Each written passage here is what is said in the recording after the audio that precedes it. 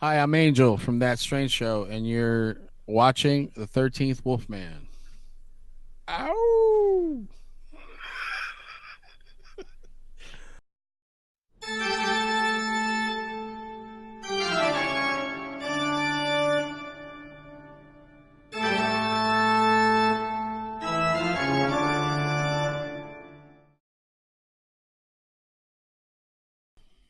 Hey, everybody, it's the 13th Wolfman. We have something special today. Usually I have like actors, directors, writers, producers on here talking horror. But today we're going to have a fellow podcaster.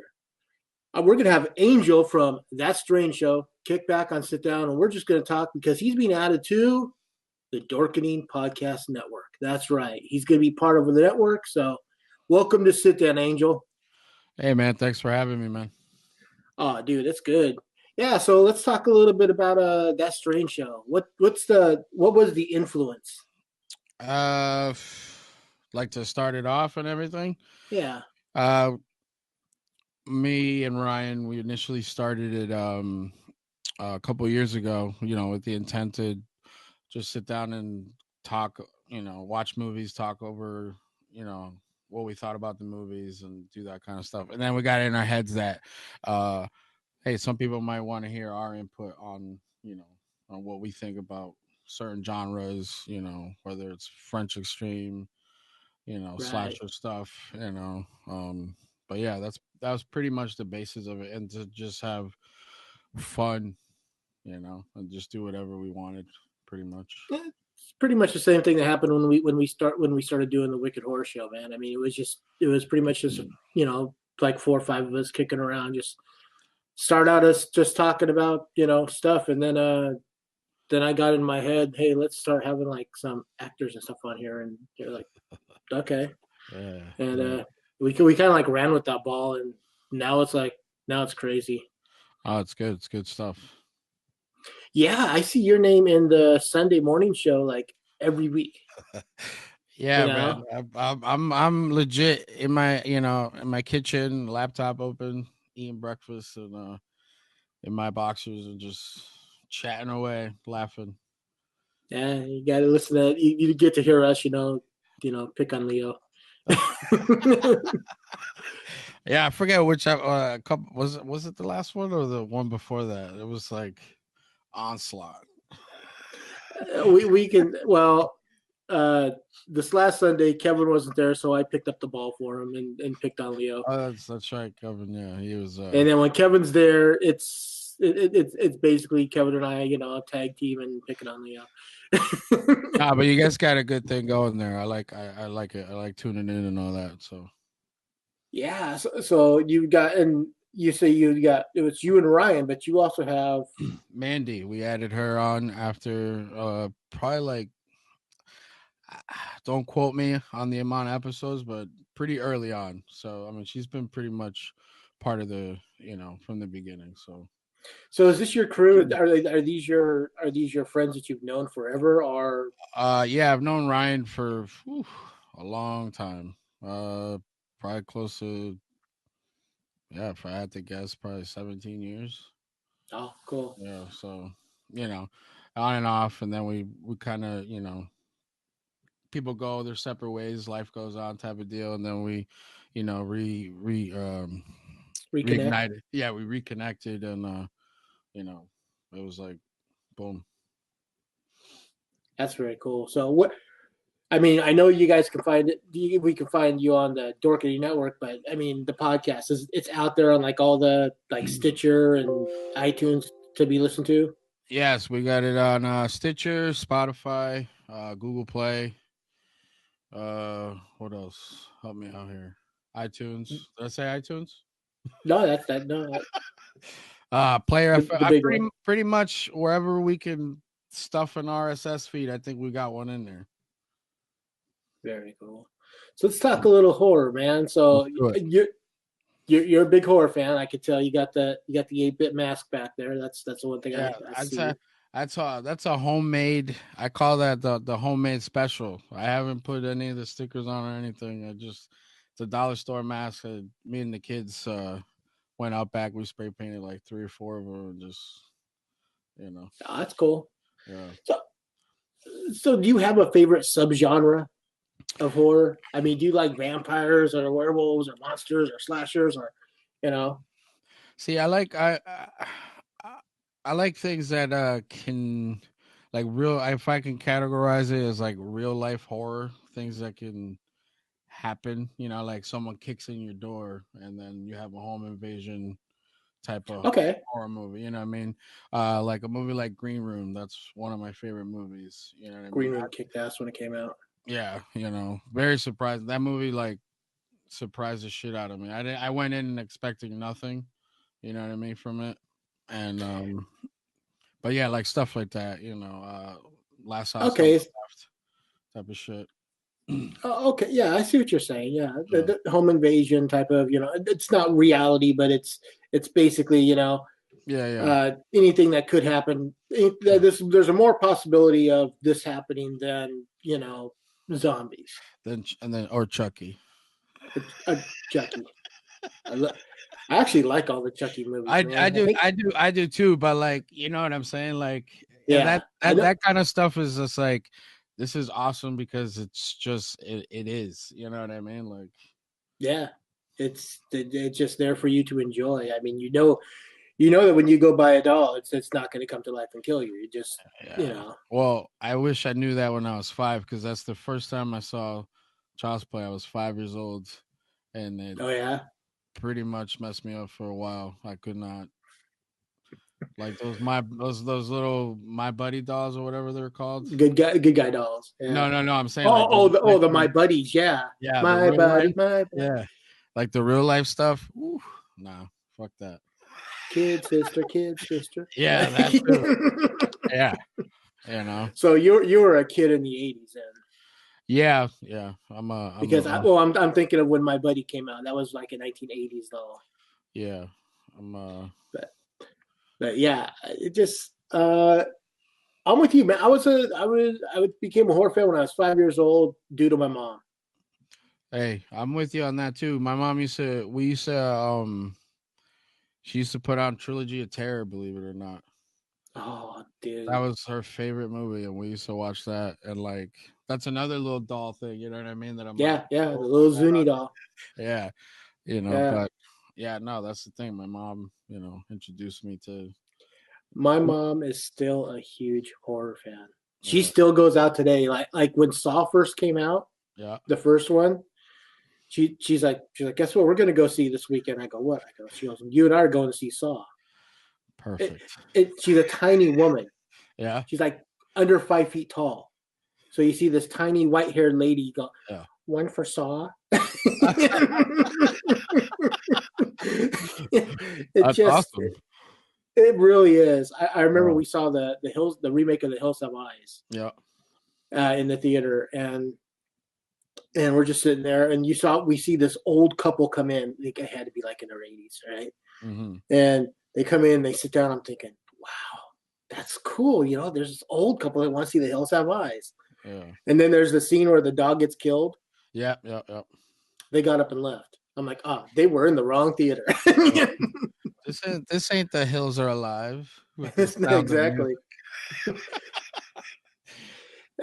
I love the fact that I can say, my mom is my mom is a big influence on horror for me. So Yeah, same here.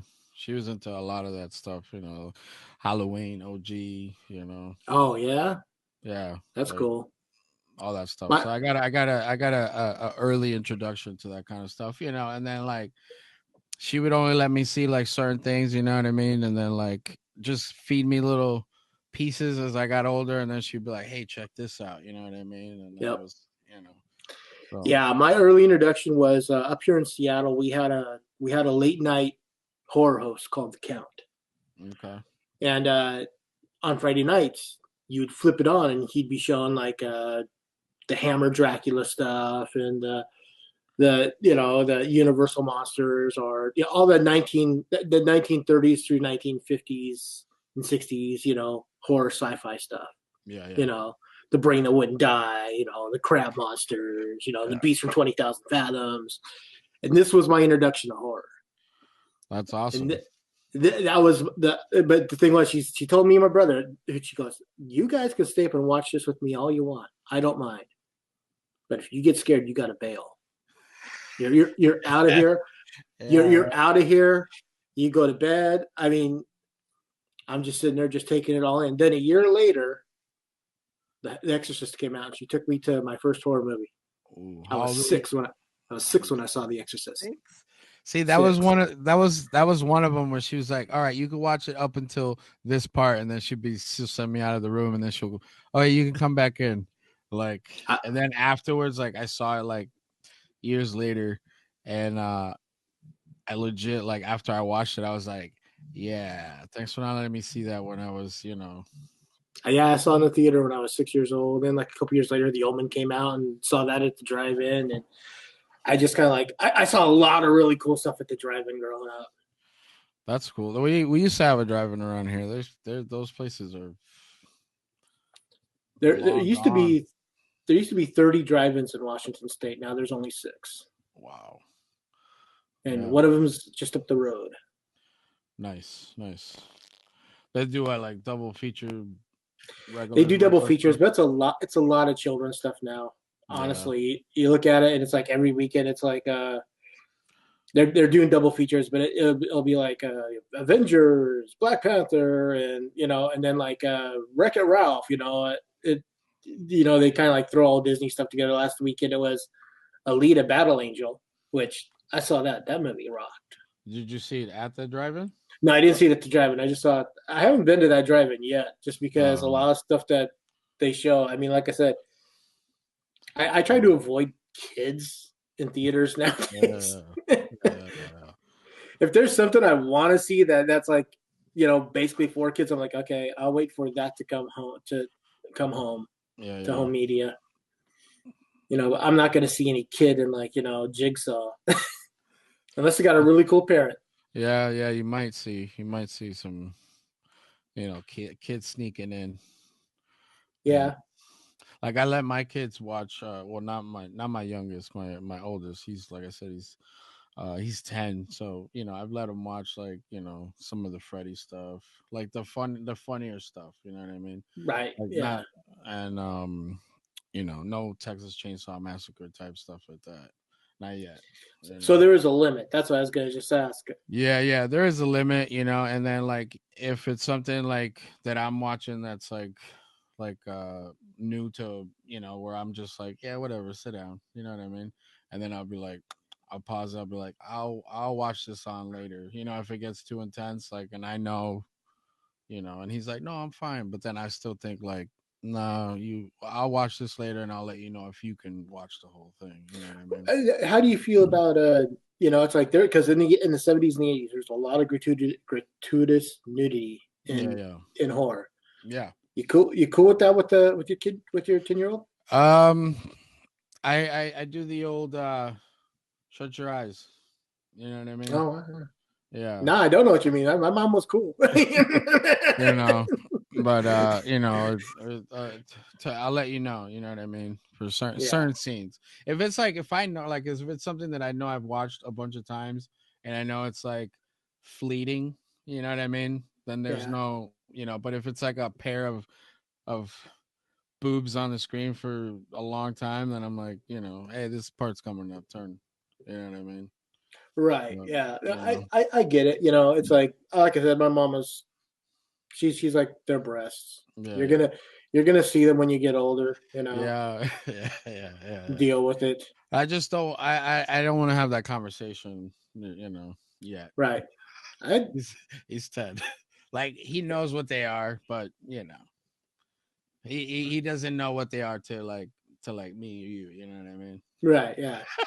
To him, they're boobs. To me, to Yeah, you and I, they're playthings. yeah, yeah, yeah. So No. and it's yeah, I guess yeah. We'll go with that. We'll fuck it. Yeah. Go with that. No, that's fine. It just I So go ahead. Go ahead. I want to hear so like Jason. what's your favorite genre of If we're horror? talking, American, Yeah. I like monsters. I love vampires. I love werewolves. My name is the 13th Wolfman. Yeah, yeah. Um, I really dig werewolf movies. If we're talking foreign, I love Italian horror. Okay. I'm a big Italian horror fan. Bava, Argento, Lamberto and Mario Bava, Lenzi, Fulci, Yeah, all of Fulci. them. Awesome. I watched three Fulci films over the weekend. What'd you watch? New York Ripper. I got the Fulci little. They Blue Underground took their Fulci movies and put them into a little 3-pack, and it has New York Ripper, House by the Cemetery, and City of the Living Dead all in there. Oh, all right. And Who's that I by? just Who put it together? Blue Underground. Blue Underground. I have to check it out. Yeah, I haven't really messed with too much Italian horror. I mean, yeah, I think I haven't messed with too much of that stuff. So I'll definitely check it out because I know the names. I've seen the stuff. I know that the material's out there. I just have never, yeah. besides like It's the really a different take on stuff. I mean, Argento loves to have a really bright color palette. yeah I saw the new Suspiria not too long ago, and it's okay, but it's nothing like the movie that I loved growing up. The yeah '77 Suspiria, which was just bright and vibrant colors, and it also told a different kind of story. yeah. Now, do you think that you didn't? All right, so you said you liked it or you didn't? I liked it. I don't think it was as good as the original. Now, Um, do you think that that was because like nostalgic reasons? Like you had that. No, you know what? Not really. The movie itself was overly long, and it Oh, didn't have was to it? be. Yeah, it was a, almost a little. Trying to remember if it was a little under or a little over 2 hours. Okay. Um, yeah, and it just. I look at it this way: Argento wrote the original screenplay, and he came up with a beginning, middle, and end within like an hour and a half.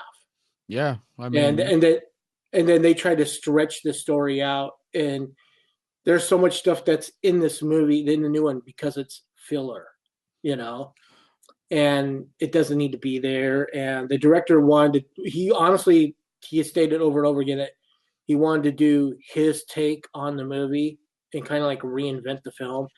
yeah. And I'm just kind of like, it was okay. Tilda Swinton played like three parts in it, and one of them she plays a male psychiatrist, but you can tell it's a female in male makeup, Yeah, yeah, yeah. and But was it like ironic, like in that sense that you could tell like it's Tilda Swinton. You I know don't what I know. mean? Kind of like off putting, I guess, in a sense. I don't know if it was off putting. It was just I just thought to myself, I, That's I didn't I didn't I didn't think it was really needed. I yeah, yeah, mean, just get a guy to play this role. yeah. You know, No, yeah. Sometimes there's I've seen a ton of movies where I'm like, all right, this could have ended like a half hour ago, yeah, and then it ends, and you're like, all right, so now I don't care about any of that other stuff that happened, up until that point. It's like you said, it's all like I'd rather like all killer, like the whole ride, and yeah, like when they throw in like unneeded like love side stories or love triangles and like a stuff that's like doesn't warrant it just to create a side story or to drive, to try to wrap around another point this way. It's yeah, just sometimes exactly. it's just like, all right, you could have went down the alley, straight street, instead of fucking It it sightseeing. it honestly could have been better. And Yeah. because Kevin and I we did it for the Wicked Horror reviews, and I gave it a 6 out of 10. Okay. So I didn't trash it. I'm not going to Yeah. trash this movie because it was a pretty good attempt, but it's just a lot of filler, a lot of stuff that didn't need to be there. Yeah, I think we were just talking when I was talking to Ryan earlier. I think we're gonna. I think that's on the list because we're this year. I think we're trying to do because last year we do like seasons, so we're on season 3 now, type of deal. Okay. And we ran the classics for our first year type of our first season, and then the second season was like a mix of whatever we wanted to. Oh, this is cool. Let's watch that. But now we're trying to keep it close to like the newer stuff. You know what I mean? Like I think we got over. That's fine and all. But there's you still need to. I mean, do new stuff. There's some good stuff out there, some not so good. Yeah, But yeah, yeah, yeah. as we're finding out, um, but Every day we find out oh man, that there's I not good things out there. I I want to cry. I really do because there's some stuff that you just go, okay, I can see where they're going with this, but it feels more like a drama than a horror film. Yeah, yeah, yeah. And Well, there's a that's lot. There's a lot like that. yeah, that's why I noticed there's like things being like lumped into the horror genre with when they just have like horror, shavings or like sprinkles. And Yeah, it's like no, like you said, this is more of a drama or a thriller. You know what I mean? Like it's you it's know like, come on, just you guys need to go back to the well and revitalize those juices and just give us a straight up slasher. Give us a straight up werewolf or vampire movie. yeah You know, I don't need the half an hour to 45 minutes of finding out that this guy is in love with his dog. You know, yeah and that the dog hasn't been around for like 20 years. It's like, okay, and next scene. It's like, yeah okay. yeah yeah yeah yeah. You know what? Speaking of werewolves, have you ever seen? I checked it out. It's called Dog Soldiers. I think Dog that's what it's called. soldiers. Yeah, that's oh god, I'm just blanking on his name now. Neil Marshall. Yeah, I think that's yeah. But yeah, I was like, oh, I thought it was gonna, but that was like a straight up like action movie Yeah. with werewolves. It was I liked it. I liked it. It was good. What no, what who did you see?